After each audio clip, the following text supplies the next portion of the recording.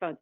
So Bryan, one question I'm getting from a lot of listeners from the Community Cats podcast is their concerns about being able to feed feral cats, feed their community cats, their colony cats, if they're in a state where there's a shutdown.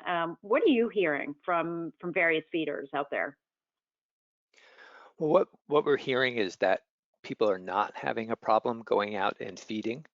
And there's a couple of ways that you can approach this. One is that in almost all, well, actually all that I've heard of all these shutdown states, there are exemptions for solitary exercise outdoors. So taking a walk. You're also allowed to go to the grocery store or to pick up medical supplies, things like that. So while you're allowed to be outside walking, and unless there's a police officer on every corner, and you stop and put out food and water, it's unlikely that that's going to be a problem, as long as you're not in a group and you're maintaining social distance. There's also an argument to be made, a legal argument to be made. So in these shutdown states, you're not allowed to conduct anything except what's called an essential activity or an essential business. So going to the grocery store is an essential activity because you need to eat. And there are often these specific exemptions for going to someone else's house to feed their pet. So going out to feed community cats is very analogous to that. And if you're not able to feed them, then there's going to be a lot of suffering going on if those cats are not fed and they have to scatter and try to find food. And animal welfare in general is considered an essential activity. That's why the shelters are still allowed to be open. So if you are challenged, then that's what you want to, the argument you want to make is that you are feeding animals that are dependent on you and that this is considered an essential activity. And otherwise, there'll be harm coming to these animals. And I think as long as you're alone, remember the big thing about these laws, what they're trying to prevent is people congregating and being too close to each other and thereby creating opportunities to pass the virus to one another. So if you're alone and you're doing this, it's unlikely that anybody's going to have a problem. Thank you, Bryan. That's great. We'll make sure we share that with others. Let me add one other thing that I know has happened here in Maui. So they've shut all the parks, so all the county parks and all the state parks. And of course, there's a lot of cats that are being fed in there. So that creates complications for the feeders that in addition to the activity of feeding, they need to enter restricted grounds. So they're not supposed to be in the parks at all. And we don't know yet how that's going to turn out, but so far there hasn't been a problem. Again, discretion is the better part of valor. So if you can go as the park, towards the later in the day when it's unlikely there's going to be patrols around. If you're walking past the park, maybe wait until the ranger has moved on. Don't make it so obvious. Don't create a confrontation. But if it does happen, again, explain that if you do not feed these cats, they're going to suffer. You're doing it alone. You're not creating any type of transmission risk. And most likely, I think you'll be okay. Since we last talked, some new information's come out about some resources for folks that are actually in a lockdown area. And I know that there's a document that you want to share with folks today. So maybe you can just explain a little bit and then we'll take a look at it more closely. Yeah, absolutely. So here, what has happened in terms of people going out to feed their colonies of cats, if you're in a shutdown or a lockdown situation.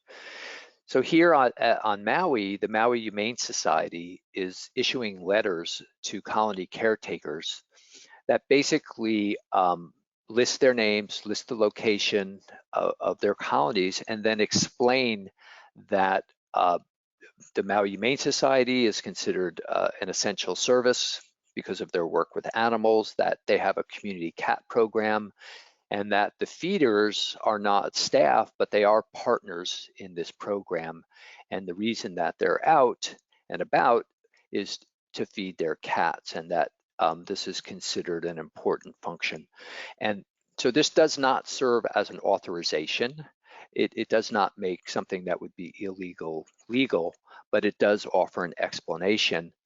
And the experience that we're having here is that this letter is being very helpful, and that most of the time the authorities are saying, okay, as long as we understand now why you're out and that you are doing something important, and people are able to go on and take care of their colonies. Here we have it.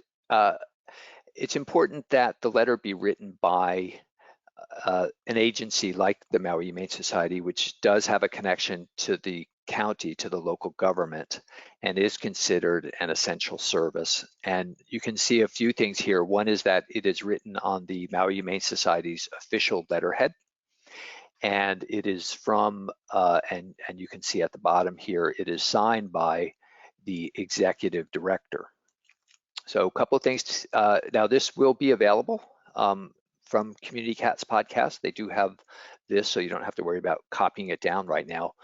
One thing that I want to point out, which is here at the top, where it says name of manager, and it's got Bryan Kortis and/or Susan Richmond. There should be another line. This should go up a little bit, and then there should be a line that says location, where the location of the colony is listed. That will help too, if you can be very specific about where the caretaker is supposed to be. That will reinforce that this is a letter that is accurate.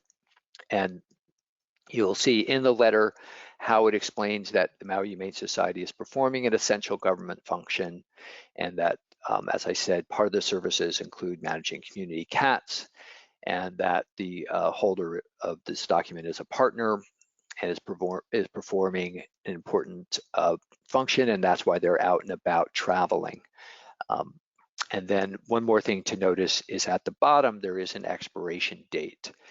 This will help too in terms of giving it a kind of an aura of legitimacy as a time-limited authorization. That's great. That's great. And so this has to be on any organization's letterhead. So, maybe you're not a big organization, maybe you are a rescue, but having the president of that organization sign something like that, it's still worthwhile to do something like this? The best thing you can do is get this letter from an agency like the county shelter or a local humane society that has a contractual relationship with the government, or is a government agency itself. That's your best bet. But if you can't get that, then yes, then you would have to reword this in a way. So you can see in the first paragraph here, it says Maui Humane Society provides various essential services and is considered an essential government function. Well, if you're a local rescue group, you can't say you're an essential government function, but you can put a line that says something like animal welfare is considered an essential service, and our organization is part of performing those activities, something like that, to substitute for this government function. But yes, it should that be, makes a lot of sense. Yeah. it should be on official letterhead. It should be signed by the top executive in the organization. It should provide, another thing to notice on this letter, at the end here, you can see it provides a phone number, so the authorities could call and confirm that this person is who they say they are. And again, the thing to keep in mind is the purpose of these lockdown rules and shutdowns is to maintain social distancing, so that people are not congregating and creating opportunities for the virus to be transmitted. So if you're out there and you're alone, and you have this letter that explains what you're doing, the authorities are going to feel a lot more comfortable. You're not going out to a beach party or something like that. You're doing something, and there's an organization that's willing to vouch for you. That will go a long way towards making it possible for you to continue. So, Bryan, I want to thank you for sharing this with us, and I think we should all have these, especially when we're in the lockdown areas. but it's probably good to have anywhere as people are getting questioned where they're coming from, where they're going. I know up here in Vermont, the police are checking in with people all the time just to try and find out what they're doing when they're out and about. So it's Yeah, very important to have this kind of information. yeah, I agree. And if you're not in a location that has shutdown rules, you probably will be before long. So yeah, it's a good idea to have. Good. Bryan, thank you so much for joining us Uh, today. my pleasure. Thank you.